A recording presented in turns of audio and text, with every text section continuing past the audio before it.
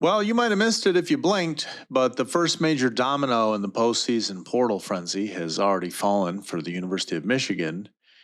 A top high school prospect, Salesi Moa, who was signed with Utah just weeks ago, has flipped his commitment and landed at Michigan. What makes this story so wild isn't just the player or the U-turn, it's how it directly ties to one man, which is the University of Michigan's new head coach, Kyle Whittingham. Salesi Moa is a four-star athlete from Utah. He is one of the top prospects in the nation in the class of 2026, and he is a very unique two-way player.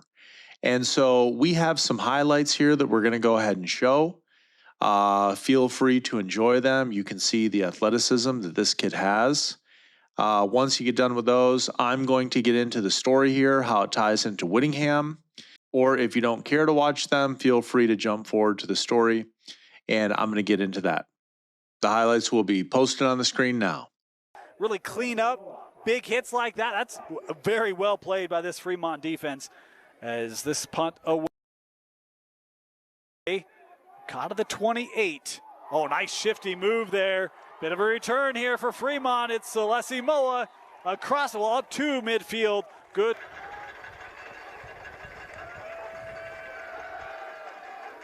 Trying to get this on the outside. Moa looking for a block, able to cut through. Nice gain there for Salesi Moa. 5 wide here for Alta on second down.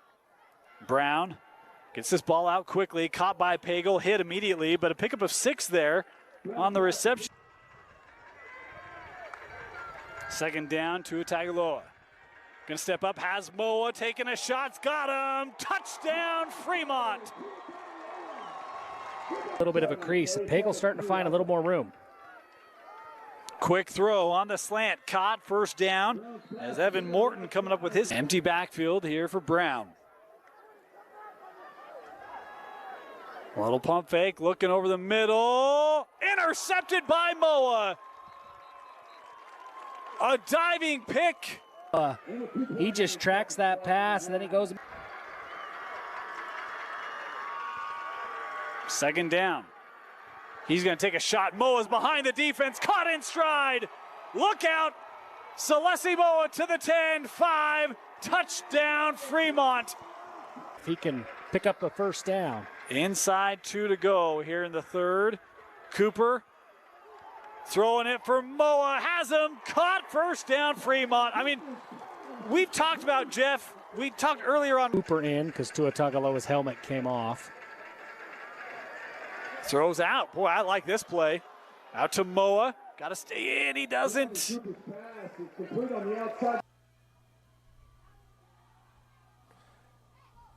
There we go. Fake handoff. Quick hit to Salesi Moa.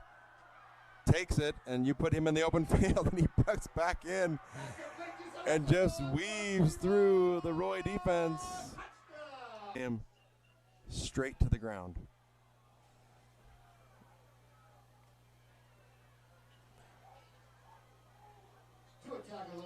Manasseh rolls left. I'm not sure they know. Manasseh with a quick hit to Salesi. Immediately kind of had nothing going to our best of our abilities. We will be right there at the end with a shot. Oh, good spin. Manasseh in the pocket.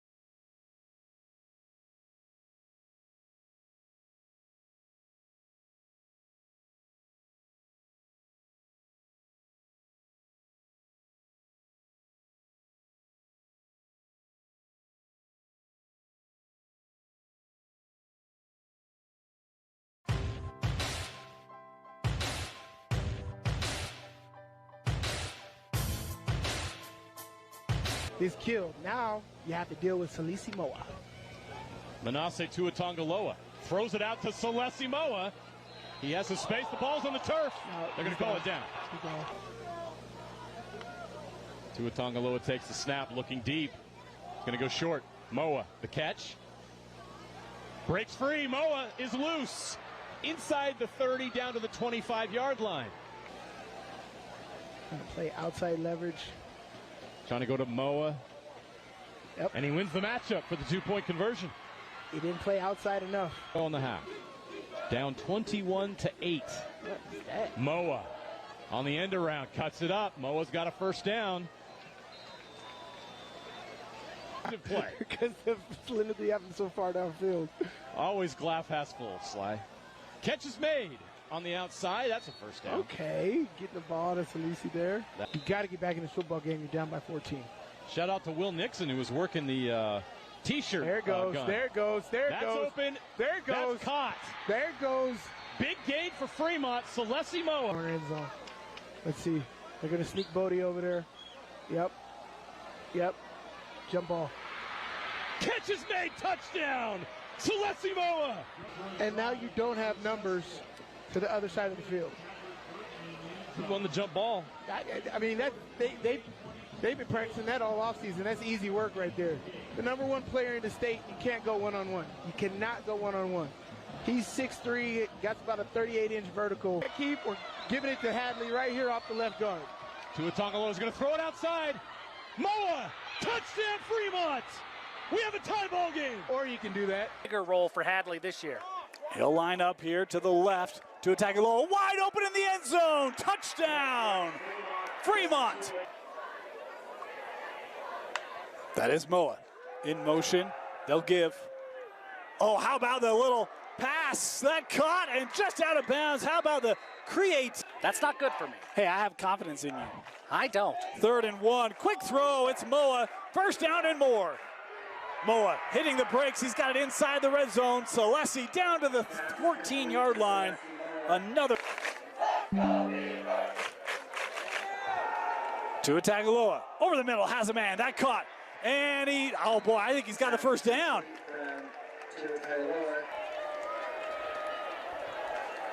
Payne will hand off. And I think he got denied. He is short. Here's Tuatongaloa. He'll go out to Moa. And he's brought down. They'll mark him at the 30. Environment and come out of there with a win. It's a shame to see Davis' season end. They've been fantastic all year long. Tuatongaloa looking deep. He's got Moa wide open. And it's caught to the 25. Cuts back inside. Down to the 15. And he's pushed out of bounds in a big-time play. Tuatongaloa in the gun. He's looking. The back of the end zone to Salesi Moa, and he catches it. What a grab. Touchdown, Fremont. As you can tell, Moa is a stud. I don't think Michigan has had a two-way player like this in years. I think the last time the NCAA had even seen a two-way player like this was in Travis Hunter. And although that wasn't that long ago, he was incredible. Won the Heisman. He plays on Sunday now for the Jacksonville Jaguars. And so this kid, Moa, he's a standout. He can play wide receiver or defensive back. In his senior year of high school, which is the highlight reels that you just watched, he caught over 60 passes for more than 1,200 yards, and he had 16 touchdowns. And he posted solid defensive stats too. Kid was picking QBs off, returning those for touchdowns. And so his resume and his athleticism made him a coveted target for multiple Power 5 programs. But he landed on Michigan. And to give you some context to that, he was once committed to Tennessee as well. Then from there, he flipped to Utah in early December. And then he enrolled. This kid actually enrolled as a student and attended classes at Utah. And then went into the portal shortly thereafter. What happened? Well, I'm going to tell you what happened. Some people say it's chaos. Some people say this is college football playing out before us, and others say it's loyalty to coaches. And so let's dig into that. Whittingham, who was Utah's all-time winningest coach with 177 wins over 21 seasons, has taken several of his key assistants with him to Michigan, including offensive coordinator Jason Beck, wide receivers coach Micah Simon, and defensive end coach Lewis Powell, who also happens to be Moa's uncle and position coach, which is pretty interesting. And not only that, but a handful of other Utah players who played under Whittingham also went to Michigan. They are at Michigan now. That includes edge rusher John Henry Daly, cornerback Smith Snowden, defensive tackle Jonah Leah, and tight end J.J. Buchanan. If you don't know about J.J. Buchanan, I would encourage you to go listen to my other video about him, because he is an absolute stud TE, and he's going to be a big star at Michigan. Moa takes the cake. Moa is for sure the biggest name of this group.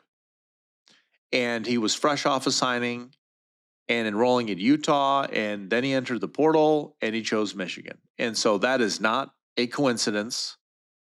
That is a pattern. And Moa would go on to say it himself, that the head coach, the wide receivers coach, his uncle, co-coach, were all the same people who recruited him at Utah.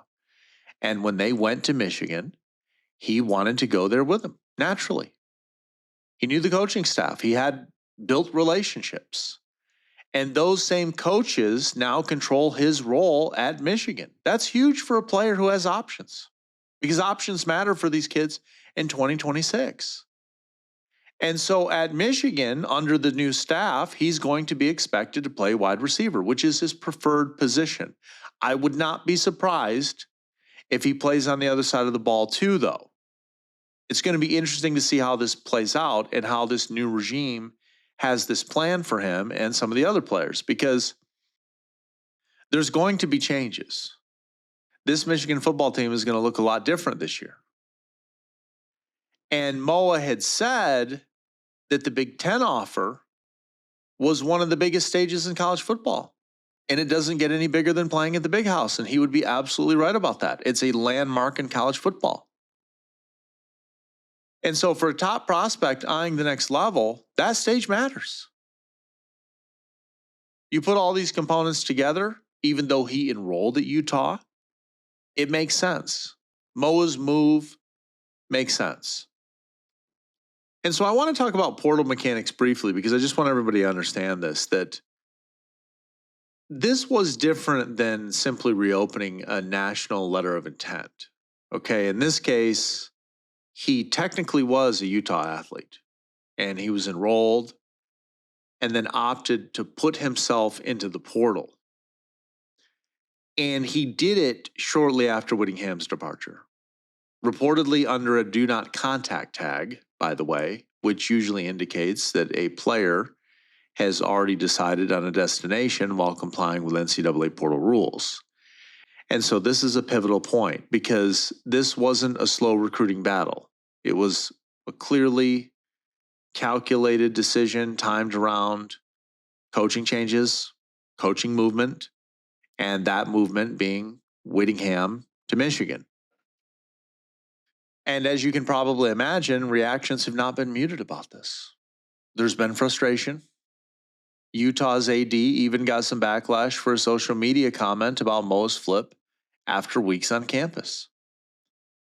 Utah fans and message board users have voiced anger and disbelief, with some blaming Whittingham for what they see as him doing damage now to Utah's recruiting and offseason. And I can't blame them for feeling that way. I get it. I totally get it. But at the same time, Whittingham has an obligation to Michigan. He has a responsibility to do a job that they're paying him millions of dollars to do. This is the business of college football now. It is what it is. When it happens to Michigan, Michigan fans will be upset. It's happening to Utah right now. They're upset. It is what it is. And so on that note, obviously Wolverines fans are very happy. Supporters are celebrating. This is a huge portal win. This is possibly the biggest portal win of their offseason right now. I think he was a number 6 wide receiver in the country and number 38 in terms of top players. So this kid is a big player, big name player. And so his addition to the recruiting class makes Michigan's recruiting class and the portal activity for Whittingham that much stronger. This player is going to be expected to contribute early. He's going to be an asset to Bryce Underwood. And obviously there's been a lot of talk about getting Bryce Underwood help. Whittingham's staff is clearly resonating with players because they're attracting talent, both current transfers and incoming freshman talent. And so if you're asking, why did this happen? If you're a Utah fan and you're stunned, it wasn't random. It wasn't a mistake. It was a result of a coaching move, a trusted staff following their coach, and a young man choosing the path that felt right for his career. That's the new normal in college football. That's the reality we're living in. And if this is any indicator of what's to come, buckle up, because this is how things are. We're going to keep an eye on other off-season news. Keep it locked. You're listening to Midnight Sports Detroit.